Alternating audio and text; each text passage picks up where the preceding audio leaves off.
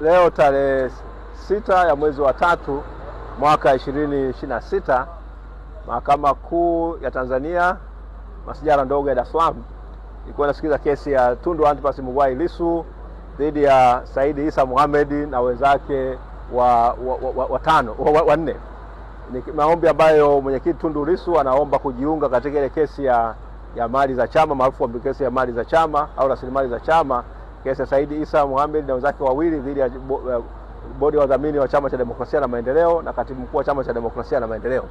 Maombi haya leo yamekuja kwa ajili ya kusikilizwa maombi. Kwa hiyo mwenyekiti Lissu ameweza kuwasilisha hoja zake za kuomba kujiunga, kwamba ana maslahi ya msingi sana kama mwenyekiti wa chama, kama mtu ambaye amekuwa sehemu ya Chama cha Demokrasia na Maendeleo tokea mwaka 2004 alipojiunga, na kama mwanachama na vile vile kama mjumbe wa kamati kuu ya chama na mwanasheria mkuu wa chama, na baadaye akawa mwenyekiti wa kanda ya kati, alafu akaweza kuwa mkurugenzi mkuu wa sheria wa Chama cha Demokrasia na Maendeleo, mwanasheria mkuu, baadaye makamu wa mwenyekiti wa chama kuanzia mwaka 2019 mpaka 2025 ile Januari, na vile vile kuweza kuwa mwenyekiti wa chama kuanzia ile mwaka Januari 2025 mpaka hivi sasa. Na ameweza kuonyesha kwamba ana masuala ya msingi sana, kwamba anafahamu vitu vingi katika chama. Wale wadai watatu, wawili kati yao wamefanya nao kazi kwa karibu kabisa, kwa hiyo anafahamu maamuzi makuu ya chama yalikuwa yakifanyika na sera mbalimbali za chama ambazo zimefikiwa katika hii miaka yote, na kwa hiyo ana maslahi ya msingi sana ya kwamba ana haki ya kuweza kujumuishwa.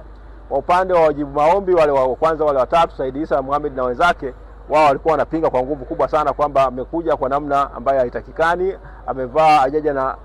amekuja kama mtu binafsi na kama sio mwenyekiti wa chama. Kwa maana hiyo hana maslahi ya moja kwa moja ya kuweza kujiunga katika shauri hilo.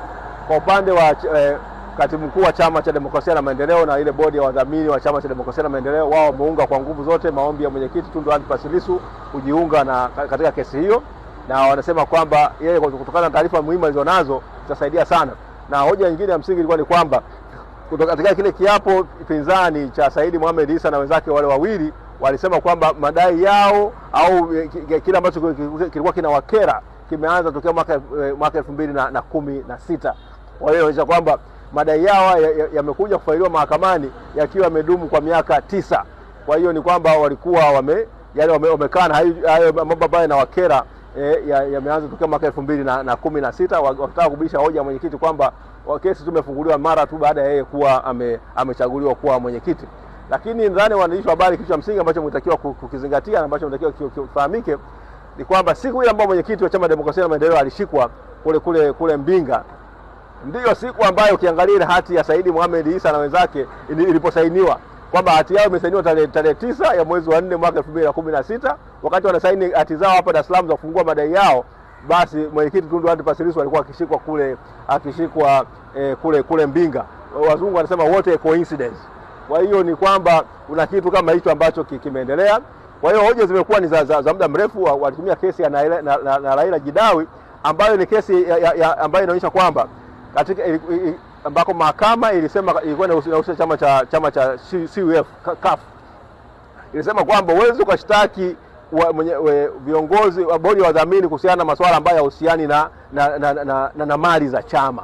Sasa hii kesi ambayo imeonekana hapa, ambacho kimeweza kudhihirika wazi, ni kwamba bodi ya wadhamini imeshtakiwa hata kwa mambo ya siasa, na katibu mkuu na bodi ya wadhamini imeshtakiwa katika mambo ya mali ambayo sio mambo yao. Kwa hiyo kesi hii tulionayo ina mkanganyiko wake wa aina yake, lakini hayo tutaiachia mahakama iweze kuyapokea na kuweza kuyatolea maamuzi.